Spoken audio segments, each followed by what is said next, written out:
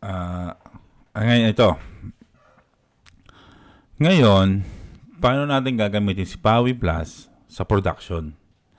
So, eto, simulan natin. Paano ginagamit si Powi Plus sa production setup? So, una, syempre, punta muna tayo dito sa website ng powi.kpa.ph. Punta tayo dito sa download. I-check natin dito yung guidelines na nakaset dito. So, una, kailangan ma-make sure natin dito na yung gamit natin kung naka-cloud platform tayo tulad ng AWS or any na dedicated server, i-make sure natin na yung mismong uh, service provider natin o cloud platform provider natin ay meron tayong access sa tawag dito sa mismong firewall. So, para example ito. So, kailangan makapag-add tayo ng inbound rules sa ang gamit ko ngayon ay AWS. So, meron ako ditong 80 at saka 443 na naka-range, na naka-open sa lahat. So, ngayon, ang kailangan na yon ay, una yun na, kailangan naka-open yung port na yan sa mismong service provider o cloud provider. Then, i-check natin itong Windows Server. So, kailangan ma-check natin to. Okay na tayo dito. Meron na tayo nito. Meron na tayo niyan. Tapos yung domain na associated sa server natin. At saka ito. Ito yung pinaka kailangan natin maisiguro. So, paano yan? So, ipapakita ko yan. So, ngayon dito, lipat lang ako ng screen. So, ang gamit ko dyan ay Cloudflare. Siyempre, dahil yan yung mas...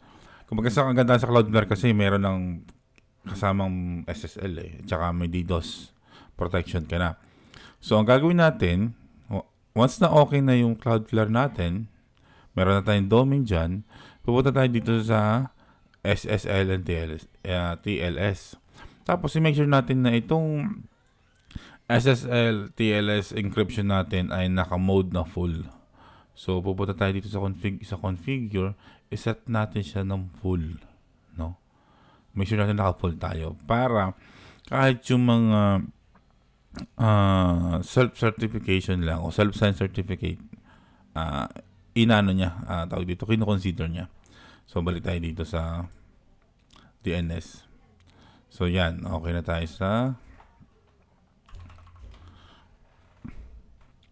okay na tayo doon. So, ngayon, next naman natin. So, sa ngayon na naka-remote desktop ako, tapos, na-update ko na to.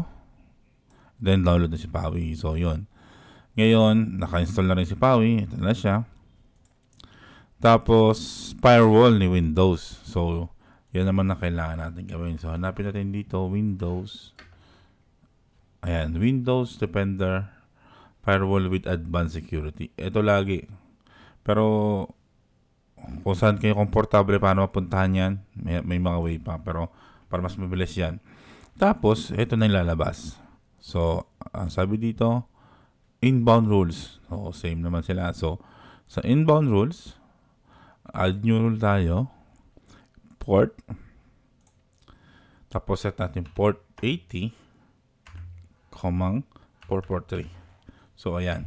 So, yun ang i-expose natin. So, next lang natin. Next. Tapos, usually ginagawa ko ganyan na lang para mabilis ko makita yung port. Yan. So, okay na yan. Close na natin. So, sa ngayon, okay na tayo. Pwede na natin gamitin si Powi sa production. Oh, fuck. Stop.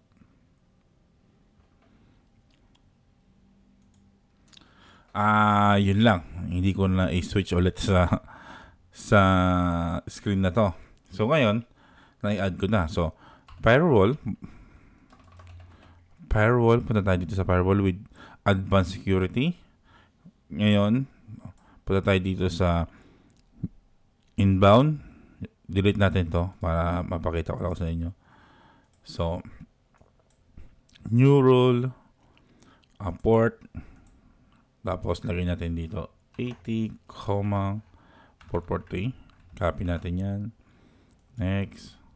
So, make sure lang ito kung ano yung pagkakagawa ko dyan. Tapos, next lang. Then, paste natin to. Yan na yung ginagawa ko para mabilis ko makita yung name niya. Yan na agad. Then, close na natin. Then, yun na. Naka-expose na yung port 8080 natin. Ay, port 80 at saka port 443. So, pwede na siyang ma-access sa server natin. So, ngayon, paano, check naman natin. Ito pala. Andito na pala. Pero, para lang mabilis ko makopy. Yan. Check natin yung IP address natin.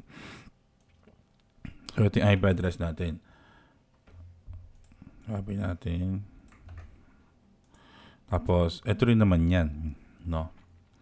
Ngayon, ang gagawin ko, magagawa ako ng hostname na naka-under sa server na to. So, kanyari, pawi-demo prod 1. I-save natin yan. Yan yung... Tapos, i-make sure natin na naka-proxy siya para automatic mag-SSL na yan. So, i-save natin. Copy natin to. Save. So, meron na tayong pawi-demo prod. So, ang gagawin ngayon natin, mag-add na tayo ng site. So, pero bago yon, ibalik ko muna ulit yung screen. So, dito, add tayo ng website. So, pangalanan natin na Pawi Prod Demo 1 na rin para parehas. Tapos dito, kailangan natin ilagay na yung hostname. Tapos, yung mismong yung domain.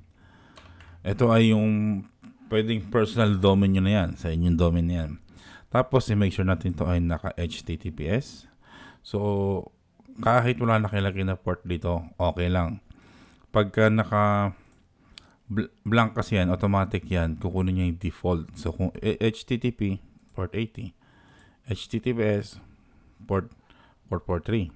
Pero pwede niya i-customize, pwede niya maglagay. So, iset natin nangyari dito. So, ngayon wala muna. Then, syempre, dito, hindi kayo mamimili. Save natin. Yan.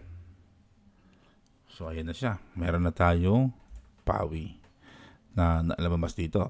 So, ang gagawin natin ngayon, i-start natin siya. Ayan na. Then, open. Ayan na. Meron na tayong production setup. No? Ngayon, copy ko yan. Then, ilipat ko na screen. So, nakalabas na yan sa mismong natin, sa mismong server, sa remote desktop. Dito na tayo sa mismong host natin. So, pinenter ko yan. Yan na. Meron na tayong website. Diba? Ngayon, gusto natin gawin, gusto ko siyang i-WordPress. Okay, double-click natin yan. I-choose natin itong WordPress. And then, double-check lang. Automatic yan na yung 443 na. Then, save. Tapos, would you like to reinstall your WordPress? Siyempre, yes. Dahil maglalagay pala naman tayo. Would you like to? Yes, download natin yung latest. Gusto natin laging updated eh. So, yan. Okay. So, extracting. May times na matagal ang extracting nito. Kasi, nagde-depende sa server mo eh. Tulad nitong gamit ko na to. Medyo may mapagdating sa write. Medyo mabagal pa siya. Kasi ginamit ko lang naman ay pan-demo purposes lang naman.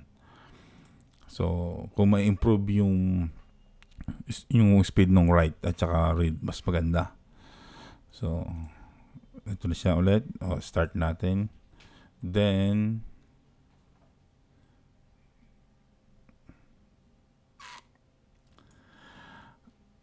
ayun. Ito yung hindi ko na naman na-switch. So, minsan yung hirap mag-record lang palipat-lipat na walang. So, ngayon, ito. Ulitin natin. So, nailagay ko na sa WordPress na hindi ko na ipakita. So, ngayon, gawin natin. So, ayan na siya. Basta ganito, kung gusto natin siya gawin yung WordPress, double-click natin. Tapos, piliin natin yung WordPress, syempre. Tapos, kung gusto baguhin yung PHP, pwede pa rin na. Gusto nyo magdagdag pa, more lang. Tapos, mamili lang dito. Ngayon, i-save na natin. So, pakita ko na lang ulit yung nangyari. Yes. Ayan, ay i-override niya yung kung ano yung meron kang project na dyan. Kung may existing WordPress ka na, i-override niya na yan. Tapos, download niya yung pinaka-latest. Tapos, ito yung, ang gamit ko kasi dito ay pan-demo lang na server. So, when it comes sa read and write, medyo mabagal siya. So, kaya expect natin na i-consider natin kapag gumagamit tayo ng mga server, kailangan, lalo na cloud, kailangan make sure natin na maganda yung speed ng ano natin, read and write din. Kasi magkakaroon din ng problema website natin. So, yan. Tapos, open natin. So, yun na. Ayan na ang Powi Plus na production setup. So, pwede ko na yan. Ngayon, punta tayo sa labas ng remote desktop. Ito yung una na ano lang, simple PHP lang. Tapos, pag nila-press ko yan, ayun na, pwede na ako mag-configure ng WordPress ko dito. Ayun na, bilis, di ba? So, yan. Yan ang Powi Plus natin, production setup. So, yan. So, napakasimple lang. Napakadaling i-deploy. Gamitin. Tapos, pwede naman itong i-mix natin. Pwede siya. So, pwedeng naka-production setup ko rito. Or gagamit ka ng port forward pa rin. So, pwede pa rin. So, ayan, meron tayo ditong production. Tapos, meron tayong production. Then, gawa naman tayo ng port forward natin dito. So, sample port forward. Okay, so, again, dapat walang mga hostname, dapat HTTP na, tapos kung anong port ang na-expose na gusto natin, let's say 8085. Yan yun. So, ibig sabihin, itong project na to, o itong website na to, ay naka-search siya ng port 8085. Tapos, so natin yan. Tapos, pipili tayo ng domain dito. Yan. Make sure natin na meron tayong account para magkaroon tayo ng 6 free credits, no? Then, save natin. And yes pa rin, para magda-download na naman siya ng bago. Pero pwedeng, parang gagawin na lang niya, kukunin niya yung naka-download na nung nakaraan. Yun yung gamitin niya. So, pero mas maganda na yung laging latest. Para kung biglang may nilabas, nasa version update ka. So, yan, done na siya. So, meron na tayo dito port forward. So, ngayon, pag in-start natin yan, open natin ngayon to. Wala pa tong port. So, wala problema. Ayan. Ayan, gusto natin buksan yung port forward. So, yan siya. Diba? Ngayon, i-access natin siya sa labas. Gusto natin, para makasiguro tayo dito tayo sa labas. Ito na yung internet ko yan sa bahay. Ito yung internet sa server. So, magkaiba na yan. So, na-access siya. So, may mga option na pwede kang gumamit nitong domain base mo, or pwede naman yung mismong built-in na port forwarding. Ang purpose na naman yan kung wala kang wala kang static IP o public IP. So, kung naka-residential ka, pwede. So, yan ang Powi Plus natin, no? So, ayun lang.